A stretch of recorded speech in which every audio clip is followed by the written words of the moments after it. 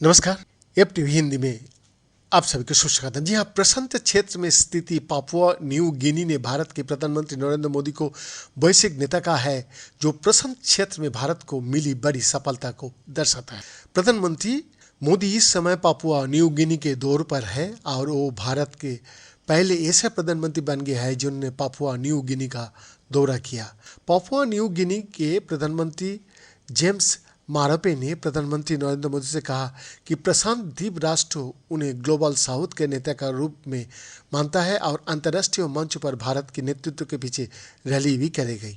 यानी Papua New Guinea ने साफ तौर पर कह दिया है कि अंतर्राष्ट्रीय मंच पर वो भारत के साथ है, जो चीन के लिए बहुत बड़ा झटका है। पापुआ न्यू गिनी समेत प्रशांत महासागर द्वीप के 14 देशों ने भारत को अपना नेता मान लिया है।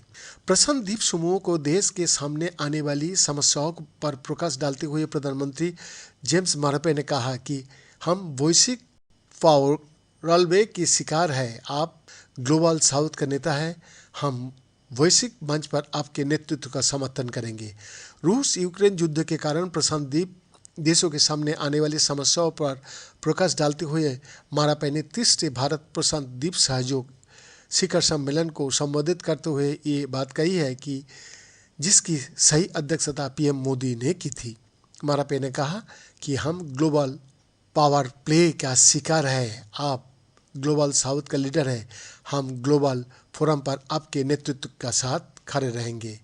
उन्होंने रूस यूक्रेन संघर्ष के कारण अपने देशों पर मुद्रास्फीति को दबाव की और इशारा किया। उन्होंने कहा कि प्रशांत द्वीप समूह को देश को युद्ध का खामियाजा भुगतना पड़ा है, क्योंकि उनके पास ईंधन और बिजली शुल्क के बदले काफ़ी ज़्यादा भुगतान करना पड़ता है और बड़े देश को बीच होने वाली और सतत संघर्ष के परिणाम उन जैसे छोटे देशों को भुगतना पड़ता है।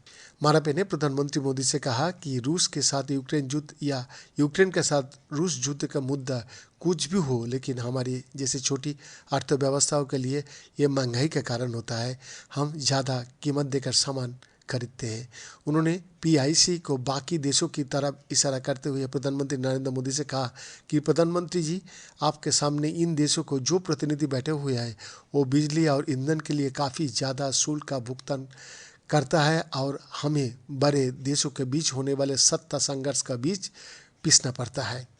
पीएम मोदी से G20 और G7 जैसे वैश्विक मंच पर छोटे द्वीप राष्ट्रों के लिए एक सक्रिय आवाज़ बनने का आग्रह करते हुए जेम्स मारापे ने कहा, आप ये आवाज़ है जो हमारे मुद्दों को उच्चतम स्तर पर पेश कर सकता है, क्योंकि बड़ी अर्थव्यवस्थाओं जियोपॉलिटिक्स के आधार पर इकोनॉमी और कॉमर्स जैसे मामले पर चर्चा करता है। उन्होंने कहा कि प्रधानमंत्री मोदी, हम आपसे अपील करता हूं कि इस मंच से, जहां से मैं प्रशांत क्षेत्र के अपनी छोटे भाइयों और बहनों की तरफ से मैं आपके साथ इस मंच के ये अध्यक्षता कर रहा हूं, मैं आपसे अपील कर रहा हूं कि आप इस मंच का इस्तेमाल करें। जबकि हमारी ज़मीन छोटी हो सकती है और हमारी शंका छोटी हो सकती है, लेकिन प्रशांत क्षेत्र में हमारा क्षेत्र और स्थान बड़ा है, जिसका दुनिया व्यापार वाणिज्य और आवाजाही के लिए इस्तेमाल करती है। उन्होंने आगे पीएम मोदी से प्रशांत देशों की वकालत करने के आग्रह करते हुए कहा कि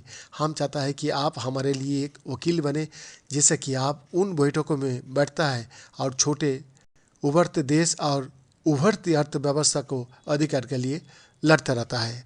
बैद्यनाथ दास का report, F TV Hindi, Kolkata.